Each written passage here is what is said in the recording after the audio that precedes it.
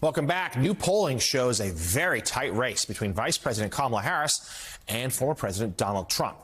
The Marquette University Law School, Harris leads Trump by 6 points, 53 to 47 among likely voters nationwide. That's within the margin of error, but marks a real shift from Marquette's last poll conducted in May, which showed Donald Trump leading President Biden by 2 points. Other polling shows similar movement towards Harris. Joining us now, contributor to the conservative website The Bulwark, Tim Miller. He previously served as communications director for Jeb Bush and a spokesman for the RNC. Tim, good to see you this morning. Let's talk big picture here. We've also had the Cook Political Report move 3 states from lean Republican to toss-up, Georgia, Nevada, Arizona. It seems like Harris has momentum, and from what we saw yesterday, Donald Trump doesn't know how to respond. It seems like he might even be panicking. He definitely looks like he's panicking. He definitely thinks he's losing. Before the break, you were talking about the debates and how now Donald Trump wants 3. I think it's a pretty good rule of thumb that a candidate that wants more debates is the candidate that thinks they're losing. If Donald Trump thought he was winning, he wouldn't debate. And we know that for sure because he refused to debate in the primary because he was winning the whole time. So I think the Trump campaign thinks they're losing. I think that his behavior yesterday during that weird press conference showed it. And, but I also still think it's a very close race. That Marquette poll is a bit of an outlier. Let's see how things look. Sometimes it takes a few weeks for big changes in a race to really sink in with voters and sink in with the polls. And we've had so many big changes over the last few weeks. So, I think that maybe you don't want to get too exuberant if you're in the Harris-Walz team right now, but certainly, the arrow is pointing in the right direction. Yeah, could not agree more. They've got momentum. They'll have more coming out of their convention, most likely, but this is still a very close race. Let's talk a little bit about the Trump side a little more.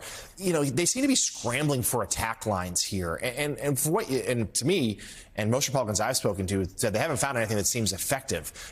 Isn't the talk about race and crowd size, that's just going to alienate voters? What should they be talking about? Yeah, there's this group called Blueprint that's kind of a central-left advocacy group that put out a poll. It was an internal poll where they tested what the Harris-Walz vulnerabilities are. And it's the traditional issues. It's like going back to a race from 2000. If the Republicans called the Democratic ticket, a bunch of California liberals. That's the stuff that works related to immigration. I think that some voters, some of the key swing voters, that's who we're talking about here, a pretty small group. A lot of these voters, maybe if you look at Georgia, for example, which was a red state not too long ago, these are people that voted for Romney, voted for Bush, and then, don't like Trump. And so they switched to Biden. Some of those voters might not like this ticket's policy background on various issues, particularly immigration and crime. That stuff works. The attacks that she's a DEI candidate, the attacks on her race, the attacks on Tim Walz's military experience, all of this stuff is just backfiring. And the problem is that Trump likes that kind of attack, right? And I think that it's hard to get a narrow focused attack on more anodyne policy issues when the person carrying your message is Donald Trump and he can't help himself but go into the more tawdry types of messages that just haven't seemed to work. So you mentioned Governor Walz. We haven't talked to you since the vice president named him her running mate. Give us your assessment briefly about his strengths and weaknesses. What do you think he brings to the ticket? Yeah. It's clear they seem to like each other, and so that's good. Having a good, good mesh, good vibe, and the pairing matters. I think that he can speak. He speaks like a normal person. He speaks like a teacher, right? And that's good. Sometimes the Democrats, a lot of Democratic candidates, maybe speak a little bit too much like the class valedictorian and like to speak in wonky policy terms, and that's not Tim Walz. I think that's good.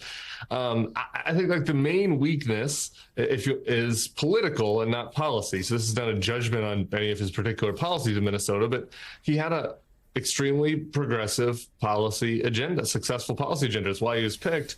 But I don't know. I think that some Democrats think he might be able to help appeal to those moderate voters I was just talking about, the people that maybe voted for Brian Kemp for governor in Georgia, but also for Joe Biden for president. I don't think he is going to really appeal much to them. And I think that if the Republicans were disciplined about an ideological attack, they could be vulnerable to that. The Harris-Walz team in the Southwest next couple of days.